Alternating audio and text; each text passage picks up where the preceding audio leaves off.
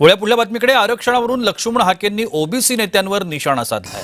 OBC नेते आरक्षणावर बोलत नाहीत ही हाकेंची खंत आहे। गोपीनाथ मुंडेंसारखा लोकनेता होणं नाही असं देखील हाकेंनी म्हटलं। गोपीनाथ मुंडेंनी व्हीजेएनटी ओबीसी मध्ये एकजूट निर्माण केली होती असं देखील त्यांनी म्हटलं। राजू शेट्टी, महादेव जानकर, संजय राऊतांनी बोललं पाहिजे असं देखील हाकेंनी म्हटलंय। भाजपचा डीएनए ओबीसी आहे का, मुख्यमंत्र्यांनी सांगावं असं देखील एक प्रश्न लक्ष्मण हाकेंनी उपस्थित केला।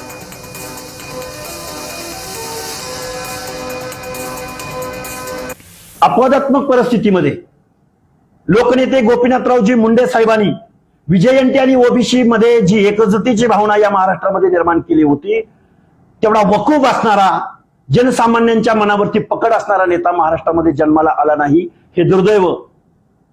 स्वर्गीय लोकनेते गोपीनाथ मुंडे यांचा अंत होऊन आज 10-12 वर्षाचा कालावधी होऊन गेला, पण इथल्या पुढाऱ्यांना आजही राजकारणासाठी गोपीनाथराव मुंडेंचं नाव घ्यावं लागतं। स्वर्गवासी लोकनेते गोपीनाथ मुंडेंचं नाव घेऊन ओबीसींना किंवा महाराष्ट्रातल्या जनतेला त्यांच्या मनामध्ये संभ्रम निर्माण करण्यापेक्षा आज रोजी ओबीसीचं आरक्षण गेलंय।